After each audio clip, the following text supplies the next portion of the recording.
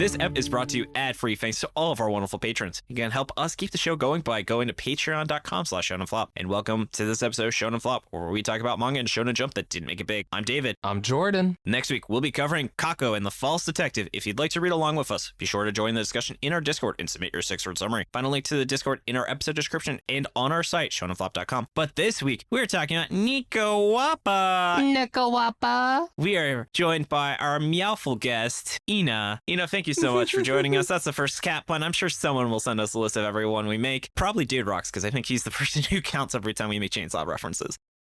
That's the first time I've been called meowful. I'm not sure what that means. I don't either. It kind of felt like a dub pun where it's like they didn't know how to translate it, and this is like their best attempt. Like in One Piece, they're just kind of like, dog, we got nothing.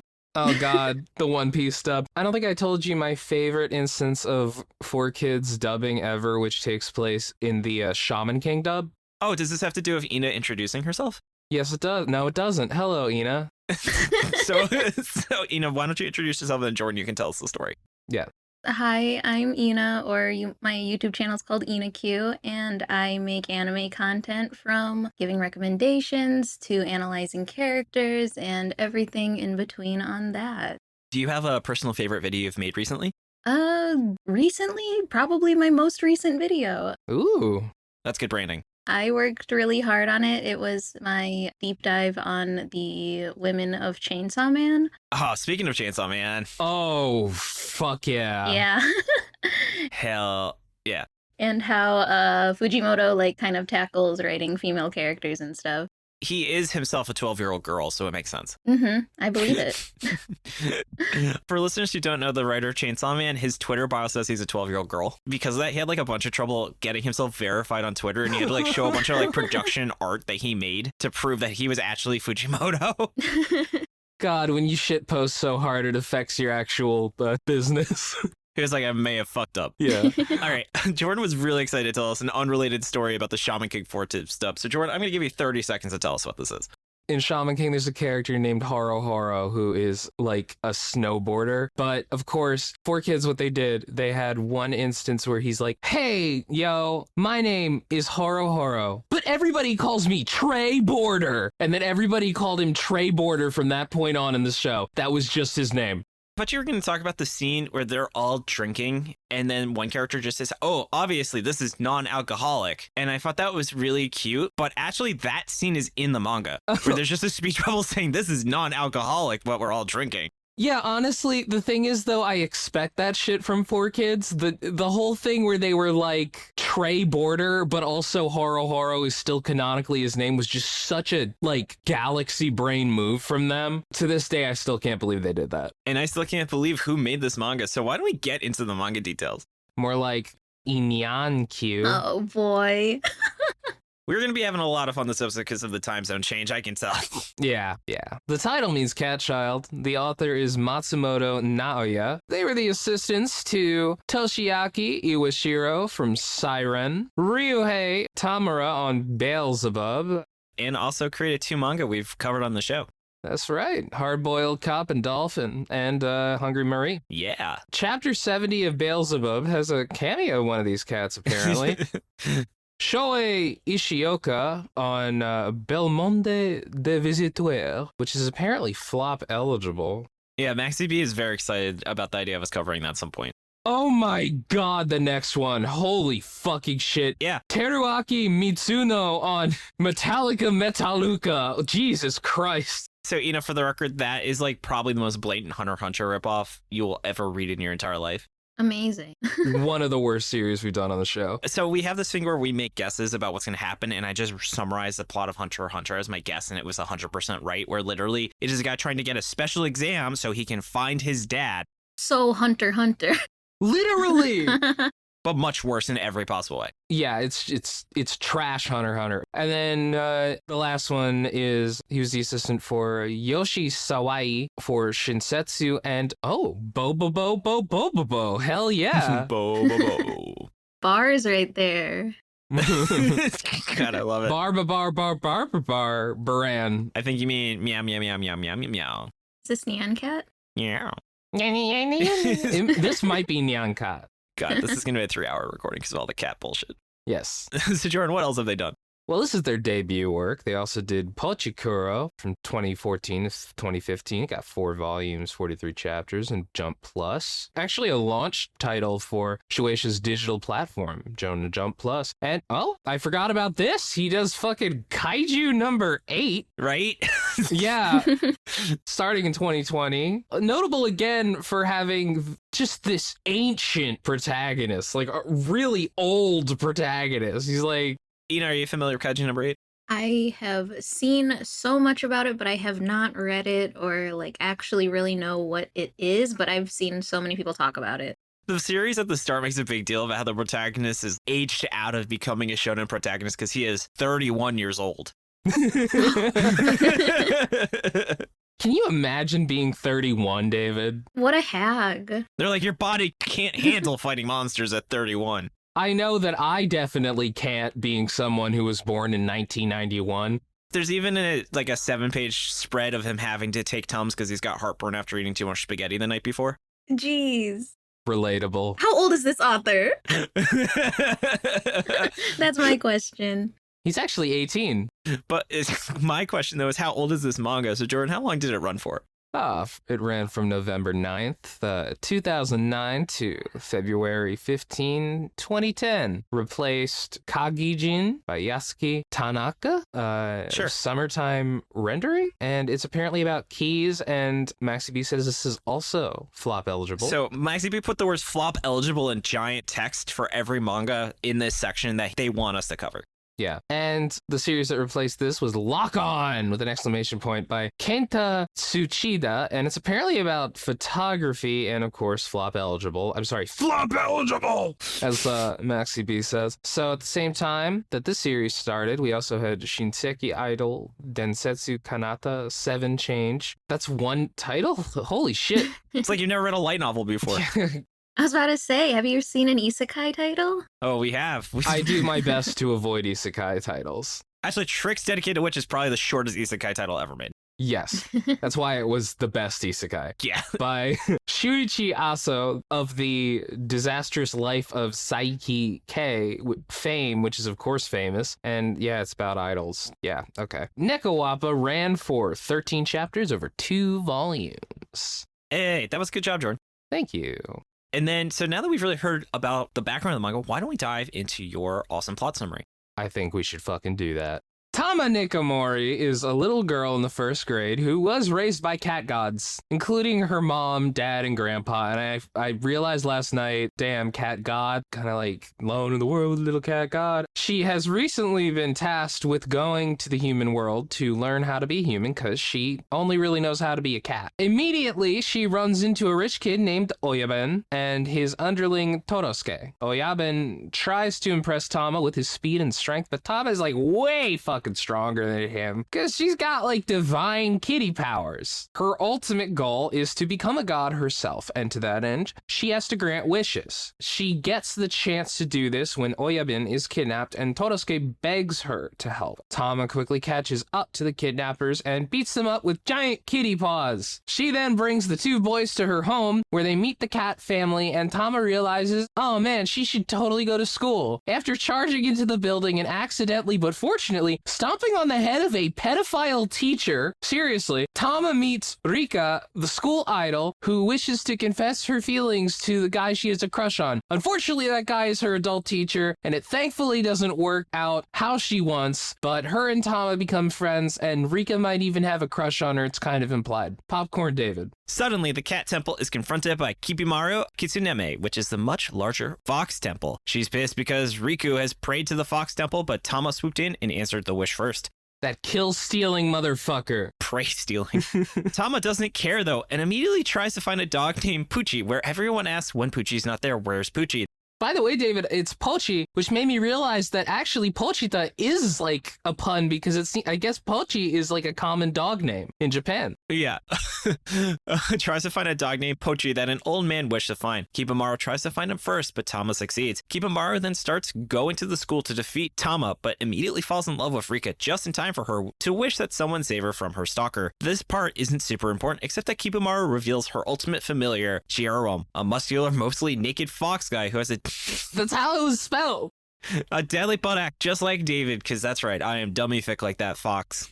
Dummy thick. He also had a really big bulge in his pants, which made me uncomfortable that people hid in it. Yes. Next, the Cat Temple is charged with helping Himiko Maeda, a beautiful girl who's a powerful spirit medium. She's possessed by powerful demonic hands given to her by the goddess Ame no Uzoume, who's a very important deity in Japanese culture that I know from Persona 5.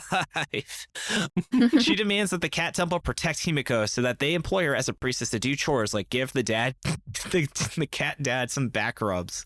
He deserves it. Popcorn Ina.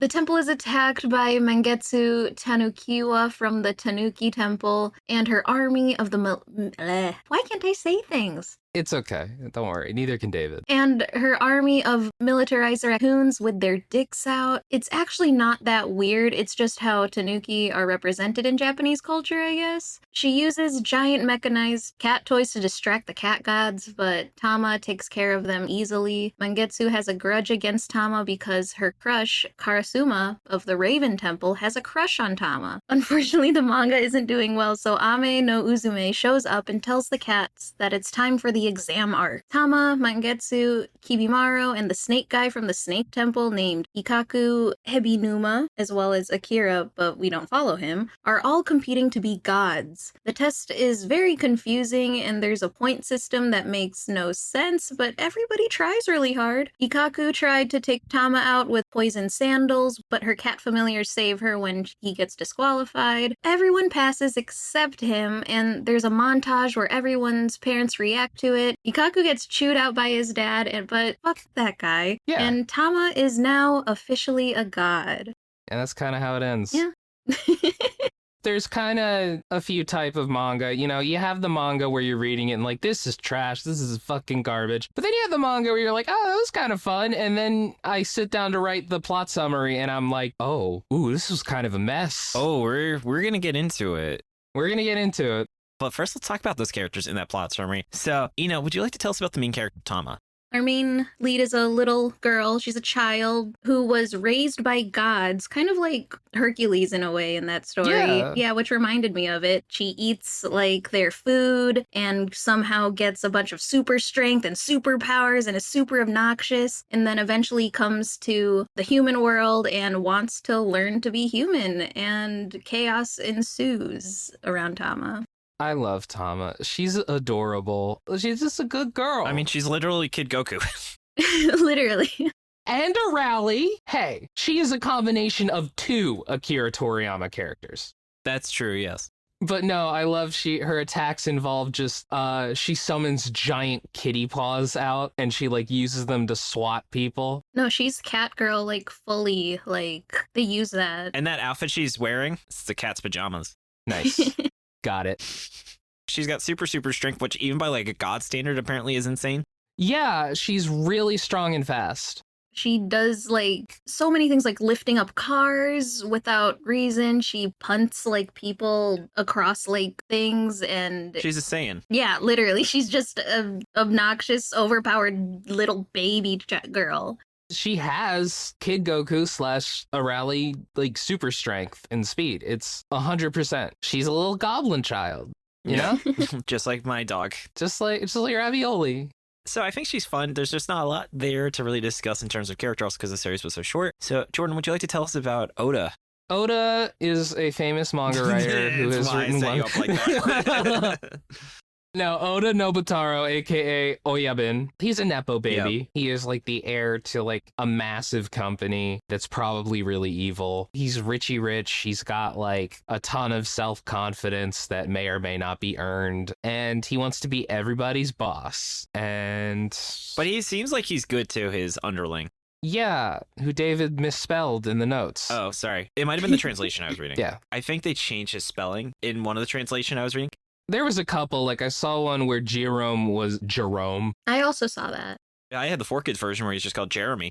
But yeah, so Torosuke is the version we'll go with for his last name. But yeah, he really cares about his boss. They have like a very wholesome relationship as friends. Yeah. And he dreams of being a manga artist. I was kind of wondering if the series is going to do the whole, and then the events of this manga are like what inspire his like first big series. They did. Did they say that and I missed that? Shit. Yes, he literally said, oh man, I'm talking to Tama. She's going to be the main character of the manga I'm writing. It's going to be called Nekowappa. Literally. Fuck. Literally. Fuck. I don't know how I missed that. I also feel like I missed that. I kind of remember him being like, oh, Tama's gonna be the main character, but I didn't realize that he blatantly says of Nekowappa. He did. I swear to God. I'll go back after this, and if I'm lying, I'll tell Dylan to take it out, but I'm pretty fucking sure that's what happened. No, if you're lying, you leave that in. Yeah, if I'm lying, I'm dying. This is the last episode, you know why. Well, it's a good thing you're a cat with 9 lives, baby. Oh, yeah. But no, I pretty vividly remember that because I was like, what the fuck? Yeah, so then the next characters I thought would be worth talking about is, Ina, can you tell us about the cat parents? So the cat parents are basically the definition of doing their best Yeah. and supporting their little girl. Like, I love them. they don't know what they're doing. There's a whole segment of just when they first meet Tama and wanting to take care of her, of just like, why is she crying? I think she needs a pacifier, or like, apparently babies like pacifiers, and then it's them like sucking on the pacifier instead of giving it to her, or like wanting to like check in on her at school. Just they're her cheerleaders, which is really, really cute. They're so supportive. I love their designs so much. Me The too. dad cat is like this big kitty, like he's a big old chonker, and the mom cat is like significantly smaller. She's got like fluffier hair, and then there's also a grandpa cat who I also like. Just kind of he's old and wrinkly. He has like that stereotypical like elderly beard, like of a bunch of things. Just I don't know, just like the designs are really, really well done. Yeah, and then David has another section on here for Himiko Maeda, but she really doesn't do anything. Yeah, I just kept deleting characters, and she's just the shrine main. Like, she's really notable that she is like the sexualized character in this manga, because they talk about like how large her breasts are a lot. Yeah. I guess, I don't know, she wasn't there enough for me to be like, you're the sexualized character, I guess. I agree, and also she's only like really sexualized when she's being possessed by Ame no Uzume. That's fair. But like when Ame no Uzume is possessing her, you get a pretty decent shot of cleavage every time. Yeah, that's the thing, right? Yeah. Also, the go-to sexualized character is Jerome. Yes, actually, high key. That's fair. Jerome should be a character that we talk about. All right, what do you want to say about him? Oh man, he's a beefcake, big fucking fox dude. With a giant bulge. He's got a dumpy. On the front and the back. For real. He's just like huge butt, That cannot lie. big bulge, big muscles. You other brothers can't deny. He's just a Chad. He is. He's a total fucking Chad. And he wears like a loincloth basically. And attacks with his butt, if you can't tell. God, just like Jordan's favorite sports manga. Yes, Keijo? Yeah. Yes, Keijo. Oh, God. But I think it's time to move into why I failed, speaking of that manga. No, I'm just kidding. Jordan loves it. So, Ina, would you mind kicking things off, telling us kind of what were some things you didn't like about the series? I think I mentioned it briefly a bit before we actually started recording, was that a lot of the time reading it, a lot of things just didn't stick with me. Yeah. Like, I was reading and things were moving, but nothing really stuck. And I think part of me is like, it's because this is very much like a children's manga, but that doesn't mean children's manga can be like, I don't know, there are good children's manga out there. Yeah, like Yotsuba. My favorite children's manga, Madoka Magica. Oh, yeah. And yeah, I also got the sense of the original Dragon Ball when reading this. And I don't know, I believe that like there's just a lot of potential in a way that never really builds. It just moves on to the next thing. Like even setting up the two boys that Tama meets, they kind of get shoved in a way later on as she more pursues the god stuff. And I thought they were really building more. They disappear for like half the manga. Yeah, literally. And I thought there'd be more. There's no one that really sticks around. There's barely any manga. This is 13 chapters, and you could take 2 or 3 of these chapters out and have no change to the plot. And half of it's a fucking exam. Yeah, that's kind of my big issue. The plot here is a mess. I actually will talk about it more in what it did well. I enjoyed like a lot of the moment-to-moment reading, but it is like this really just did not really have a through line. You could tell the author was really just scrambling to figure out what to do next. Which is weird because he has a really good structure for making like a manga that could go forever. He does. You know, it is kind of weird that it wasn't like a wish a week thing. I think he tried to do that, but each one kind of turned out weird. Like the one that I didn't even bother mentioning that I barely mentioned where she is trying to help Rika with her stalker, and that plot was like dumb. Yeah. And I mean, I think that's why he realized he needed to start introducing the other little girl characters and stuff who were also little kid gods.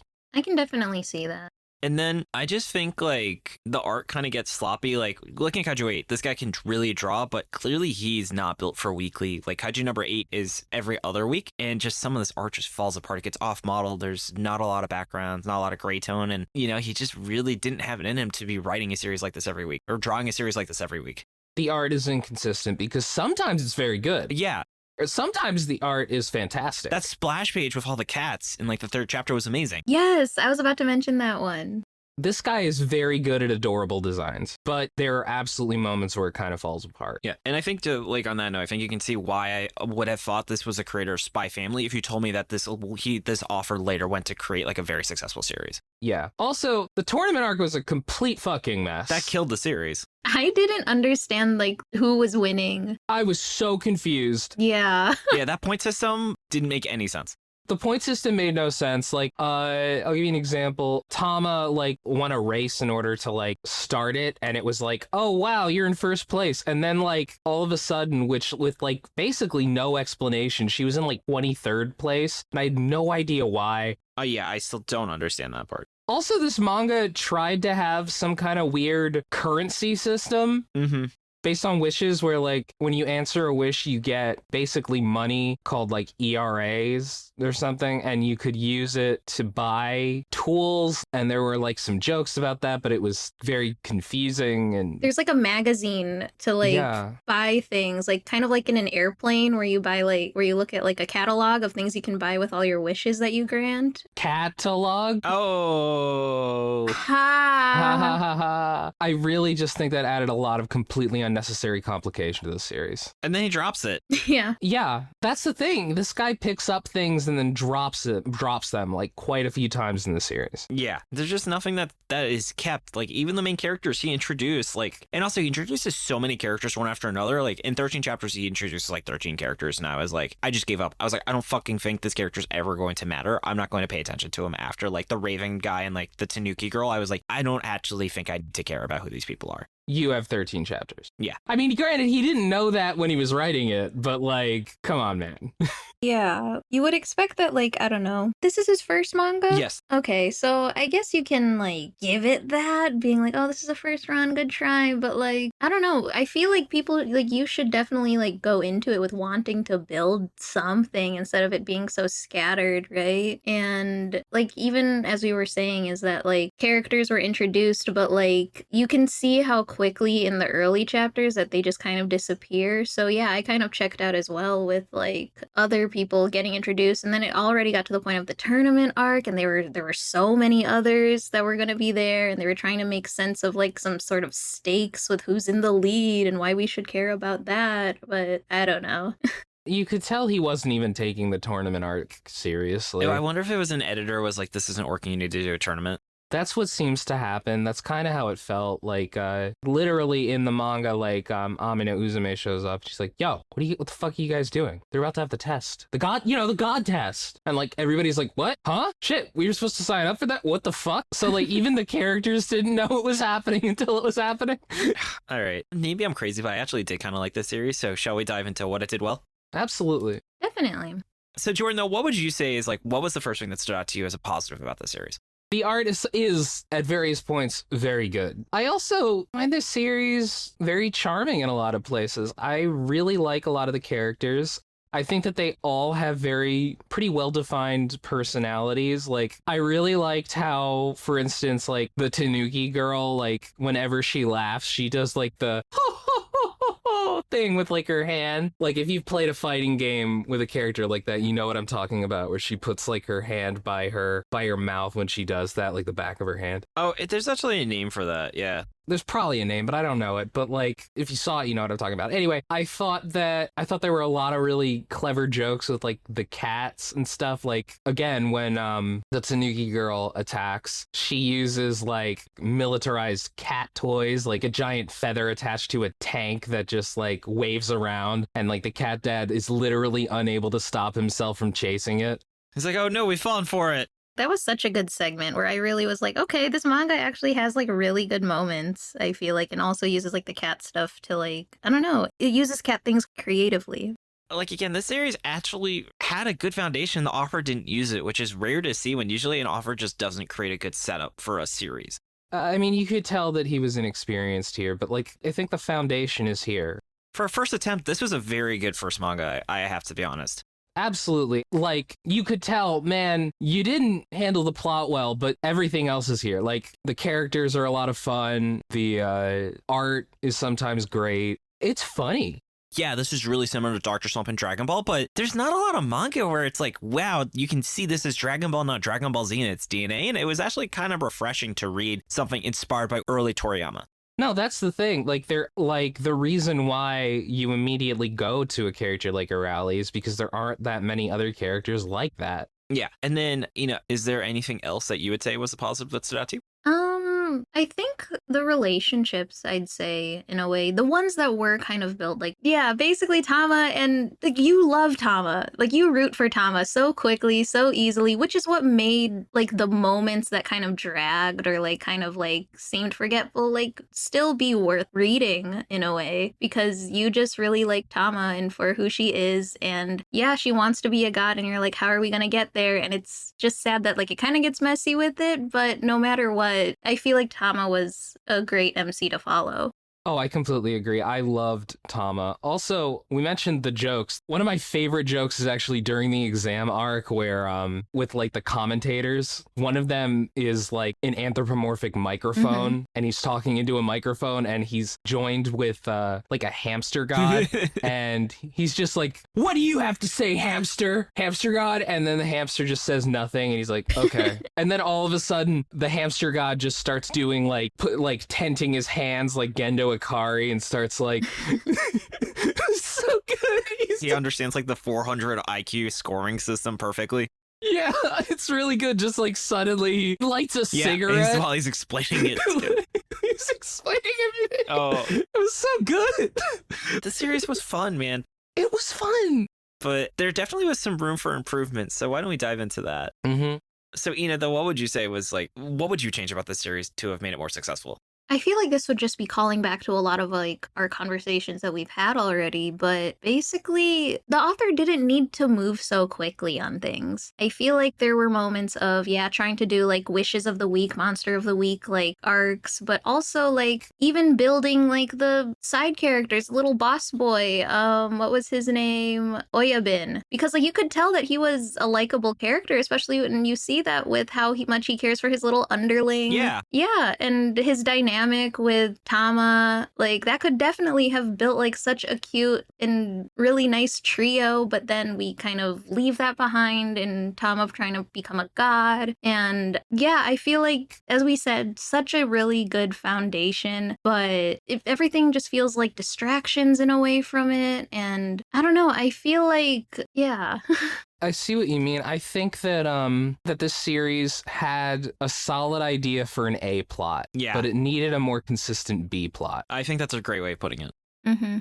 What I kind of would have done is, because the most interesting aspect of this story seemed to be the power struggle between the different shrines. I mean, like, or that was like kind of the most interesting story besides Tama's quest, which Tama is the best part of this series. But I think what I would have done here is I would have had Tama's parents focus more on that power struggle and see what antics they got up to try and like undermine like the Tanuki thing. Like, I would have loved to see the Tanuki dad and like the other characters who we meet very briefly. I would have liked to see them have more of a presence. Definitely. I mean, all of the other gods needed a bigger presence in this. Yeah, when they showed up, they were great, but they like barely showed up. Yeah. And there were too many at once to really like focus on, I feel like. Yeah. You needed to space it out. This is the amount of characters you introduced in like 40 chapters. Yeah, like I really liked the brief moments that they showed the parents kind of reacting to how they acted at the end. You could tell that they each had their own personality. This guy is really good at imbuing characters with easily understandable, diverse personalities, like from the second that you see them. Yeah. Definitely. I honestly just think this series really should have leaned into Monster of the Week. There are a lot of really great, funny manga that do that, like Witch Watch. Yeah. Ina, are you familiar with Witch Watch at all? I am not. So that's one of my favorite manga that's running in Shonen Jump. It's about witches going on like hijinks, and it's just like a comedy series, and that's it. It's just every week they have a gang of supernatural friends, and they just do random shit with their powers, and it's fun. And sometimes there's overarching plots that last maybe like 5 or 6 chapters, but then it goes back to just being silly. Yeah. There's multiple chapters dedicated to proper jean etiquette, because one of the characters is super into wearing jeans, and another character gets a pair of jeans, and he just literally the entire chapter is explaining how you properly take care of your jeans. Did you learn anything from it? I did. I learned quite a lot. There's multiple. So that's the thing about Witch Watch is someone says, oh, like the Gene chapter was crazy. And then you have to go, which Gene chapter? Oh. Oh, man. I remember though, in like the Discord, someone said that. And I was like, most people think the 6th Gene chapter is the best, but I personally really like the 8th. And like everyone was like, yeah, it's just how Witch Watch is. That's our mission, is to make everyone read Witch Watch. I'm intrigued now. I'm like, what is a Gene chapter? It's literally, this dude spends 20 chapters saying, how do you properly wash and prep your jeans to take care of them? And like the different like vocabulary of jeans, the different etiquettes about like jean culture is apparently really big. And it's very complicated how to properly take care of your jeans if you are trying to make them as pristine as possible. Yeah. Interesting. Now I feel like a pleb with my jeans, but Like it was very educational though. Wow. Yeah.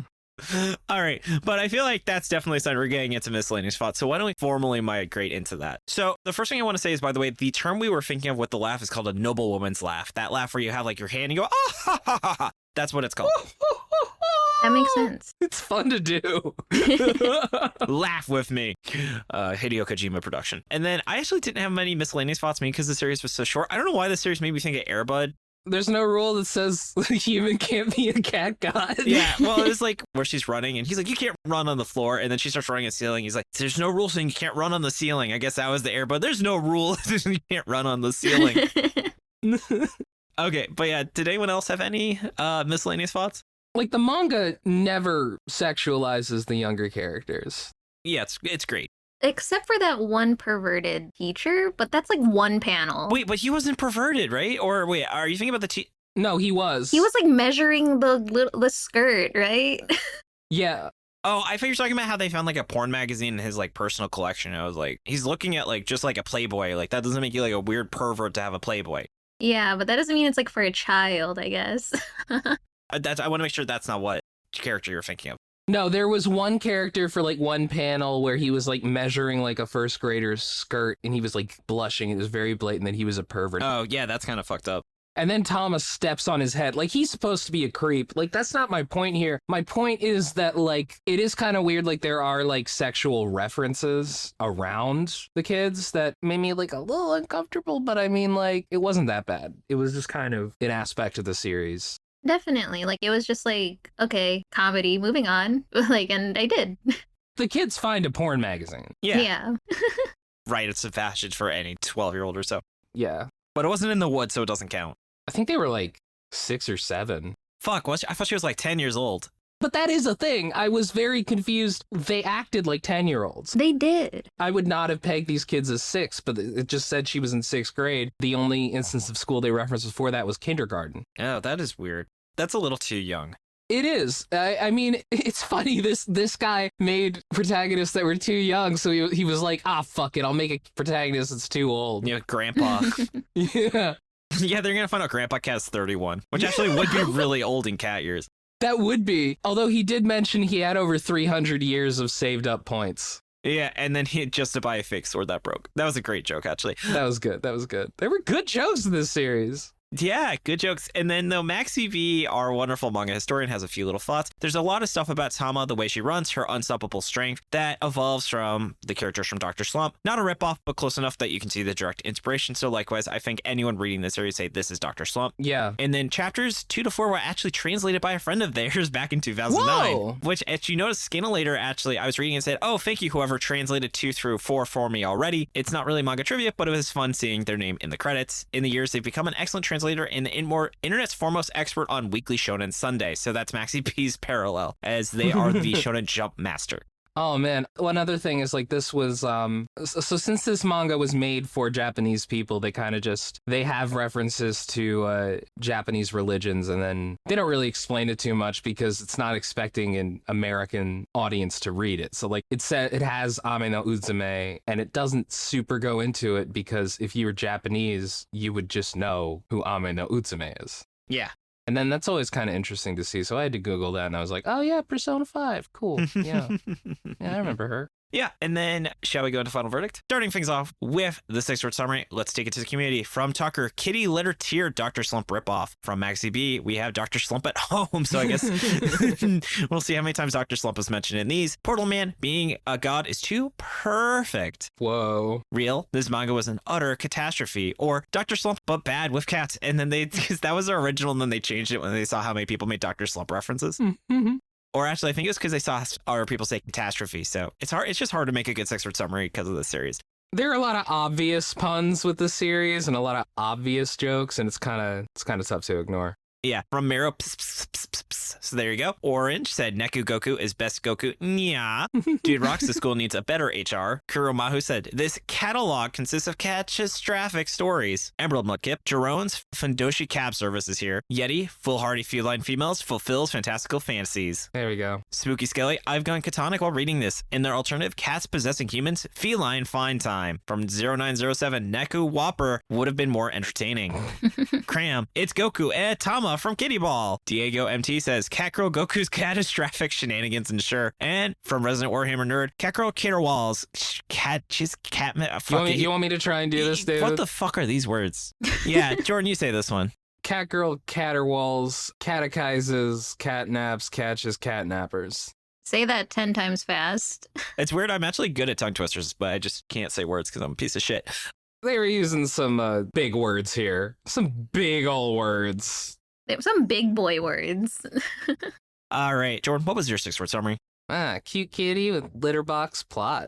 I like it. I hit a few, so you'll tell me which ones of these are good. Sometimes you just need a moderate chuckle. I was thinking about like that Danger 5 where the guy has like the moderate chuckle magazine and he's just kind of like laughing a little bit. That's kind of like the tier of comedy in this, right? Yeah, I think that like sensible chuckle. He's like, And then the other one I had, as we talked about in the show, Meow, that's what I call manga. That's pretty good. I like that. How about you? All I got was Catgirl do what Catgirl want. That's great. Yeah. No, that's a good one. That's a good one. God, you were sharking us when you weren't sure how to write it. Fucking coming out swinging. All right, and then now it's up for flop or not. Jordan, what'd you think?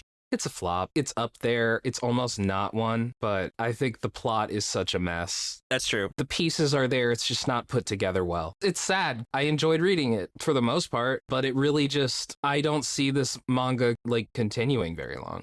How about you, Ina? Do you agree? I agree that it is a flop on the cusp of not. It has the pieces, but I feel like if it only did take its time and just like really just focused on its characters, like rather than like the moving and big gripping like action scenes, I feel like there would be a lot more there, but there isn't. So yeah, I feel like there was a mess going into it. So I feel like there would be a mess just if it were to even continue. Yeah. So it's been a while, Jordan, but I disagree. I think this is just barely not a flop. I think this was fun. I enjoyed it. It's also only 13 chapters, so you can't really penalize it for the issues it had. I felt like overall I enjoyed it more than I didn't when I came to reading this series. Like even now we're talking about some of the funny jokes. Yeah. And yeah, there are bad parts, but it's just so short. You can't really be that mad at this series. But David, it wasn't supposed to be short. I mean, the idea is it's like if it wasn't a flop, it would keep going. Yeah, that's how I looked at it as well. It's not like if this was a mini series, that would be one thing, but it wasn't. Think about how we evaluated Time Paradox Ghost Rider, where we always felt it was really strong because the entire thing you read it. But obviously that series was not meant to be that short either. That's fair. And that series would have fallen apart if it was 3 times as long. What we got was just so high quality with that. But like the plot is just such a mess. Like it is a mess. I just think like it's also we've read so many bad things. I think our bar of quality is so like I think we need to lower our standards, to be honest, after what we've run into. Where I honestly like the fact that you enjoyed the series more than you didn't, I feel makes it feel like not a flop. I think this is one of the best flops that we've read, but I really think it's a flop. All right. Well, I mean, we're welcome to disagree. It also doesn't matter because we already know what the Yeah. best thing we read this year was. Trick's Dedicated Witches, so we don't have to fight about if this was the best thing we read. Yeah. Yeah, I think with what you were saying, if it were its own self-contained thing, I did enjoy a lot of the moments. So I'm like, is it a flop? I think it's a flop. Time Paradox Ghostwriter, I think, was a special case. If these 13 chapters blew my mind, I would say it's not a flop, but it didn't do that. All right. Understandable. Have a nice day. Thank you.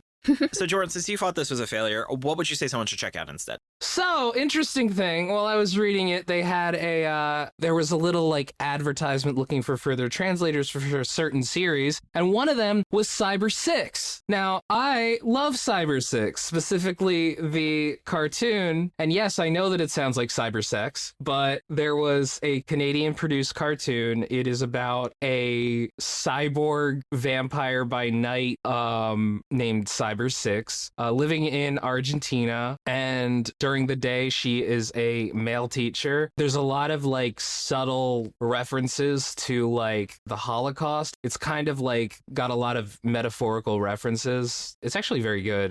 The animation is sometimes very good. That is cool. It did not run very long. And then, Ina, so ultimately, do you think this was a failure or not? I asked because you need to give us a recommendation if you did. That's a big decision. It's a big decision. Dylan, please put the Who Wants to Be a Millionaire music running in the background. Oh gosh. I think overall, I think I'm gonna stick to it being a flop. Damn. Even though I did enjoy a lot of moments overall, but yeah, as I said, there's Yeah. just something about it where it was just almost there. All right. That's a big almost, I feel like. So what is something that is there that you would recommend someone check out instead of reading this? One thing that definitely came to my mind while reading this with just a god trying to do its best was very much like something like Noragami or Kami-sama Kiss, which is also about a young girl trying to make her mark as a god. And yeah, very much so. It's not really like the kid aspects, but if you want like that type of storyline of rooting for a character that's likable with a bunch of other side people and other deities, I feel like that's very much up its alley, if that makes sense. That makes sense. Also, you kind of mentioned it earlier, but maybe even the Disney Hercules. Oh, yeah. I guess. That's kind of a stretch, but yeah. Or Hades. For Hades. Oh, that's a great game. Just play Hades. Regardless, you should play Hades. Isn't the second one coming out? Yeah, it is. Yeah. Hades 2, it's about time. Yes. I get it. Is this the best, worst thing? No, I don't think so, Jordan. It's really pure 50th percentile. It's really nothing it needs to fight against in either direction, right? As I said, I think it's like one of the best flops that we've ever read. It's the best failure Jordan's ever read. Yes, I mean, it's up there. Yeah, we'll be doing our total ranking in like 2 months or so definitely we'll see where that places. Yeah. We're almost done. Let's get into shoutouts. Ina, as we are wrapping things up, thank you so much for joining us. Do you mind telling all of our wonderful listeners everything you are doing? First of all, also, thank you for having me. This was really, really fun. Aww. Oh, of course. I was actually really like, I don't know, I'm like, I feel like I would just be really awkward and blank, but like you guys made it actually really, really like welcoming and I felt so chill, so good. Oh, well, that's really nice of you to say. I appreciate it. You were a pleasure. But you can find me on YouTube under inakyu, on basically every other social platform as inakyu as well. I don't really have much going on to plug other than just what's already out there. But yeah, if you really like me and what you've heard, go check it out. Yeah. Listener, you better like her. She's great. Thank you so much. And Jordan, you're also great. Thank you, David. You are also great as well. So thank you for making the opening and ending theme, being a great co-host, and helping with the editing. David, thank you for being great. And being a friend. Thank you for putting the podcast together and doing like all the editing stuff you do. And props to Merliel for the awesome cover art. Find her online at Lyle Mer, and Nigel for being our generous art benefactor. Thank you, Dylan, for assistance with editing. Find his podcast, Anime Out of Context, at animeoutofcontext.com. Thanks to Tucker and MaxyBee for assistance with pronunciation, translation, other miscellaneous research. Find us on Twitter at Shonen Flopcast and our website, shonenflop.com. Also on Spotify, iTunes, YouTube, or wherever else you get your podcasts. Subscribe to us on YouTube. We're almost at 1,000. That'd be just sick to see. Jesus. Right? And come join the Shonen Flop Discord. Open to everyone, patron or not. Come hang out with us and talk about anime, games, or whatever else is on your mind. Also have a monthly movie night. Find a link to it in the show notes or on our site. And if you've been enjoying the podcast and want to help us keep going, consider subscribing to our Patreon. Wouldn't be able to keep the show running without their support. Get a lot of awesome perks like exclusive content, which, Jordan, this month, what are we dropping? Well, David, this month we're dropping Volume 2 of Magu-chan, God of Destruction, featuring the lovely Trey Watson. Yeah, actually, shit, that's a really good recommendation to read this series, Jordan. Yeah, actually, Magu-chan is definitely a really good recommendation if you like this kind of thing. Ina, I'm not sure if you're familiar with that series. I am not. Jordan, would you mind giving Ina and the audience a kind of quick summary of what that series is about? Imagine like Cthulhu got sealed away and then went for like thousands of years, and then when it woke up, it was just like a little tiny octopus guy. And acts like a little cat. Little kitty. It's really adorable. It's really cute. If I had said the series a flop, definitely Magu-chan, I think would have been a good recommendation. Yeah. Yeah. And then you could even be listening it as we record the show right now, hearing the warm-up audio, and on that note, giving a shout out on the show. And you can find that at patreon.com/shonenflop. And so let's read off our wonderful patrons. Starting with our Chainsaw Man patron, we have Daddy Milk Does a Mill's Body Good and T-Root. Moving on down to the Dolphin Dad, we have Dude Man Bro Guy and Tracking Roving Animals for All Loving Girls and Raccoons Wolfwood. Moving on down to, yes, the Ravioli tier, where you get exclusive photos of my dog every week. We have Chris, Israfont, Rachel, yes, my fiance pays for photos of her own dog, Scarlett Mirmanen, Trevor Schechner. Moving on down to the King of the Forest, we have 090Z, Albie, Cram, Shala Florine, Gabe Lando, Jacob Andrew Galloway, Josh Robinson, Kevin Briggs, Mungie Knights, Marty, Max Baker, T, The Real Jory, WB King, BB The, Tommy Boy, I think our latest patron, thank you so much for joining, and that is everyone. Hey, oh, Tommy Boy. I don't know that song at all. I'm not even gonna go Pipes and Pipes or something. I don't know. That's Danny Boy. Jordan, is there anything you want to add? Get Jordan a job. Hire him. He's really great. Hire me. I'm a web developer. I work with React. GitHub is github.com/Jordan Forbes. Check out my art. Instagram. It's on Instagram, Jordan Forbes Art. Check out my website, jordanforbes.art. You don't necessarily have to hire me. You could just give me like, I don't know, $10,000 a month if you like. I'd take that too. Only if they want, no pressure. Easy stuff. Look, I'm not forcing you guys or anything. It'd just be nice. And that's separate from the Patreon. I mean, you could also give our Patreon $10,000. We would also love that. I don't know how to add to that, so let's get in the sign off. Thank you so much for joining us. Tune in next Monday as we give our first thoughts on Kaku and the False Detective. This has been David. This has been Jordan. This has been Ina. And you've been listening to Shonen Flop. Keep on flopping, floppers! Bye.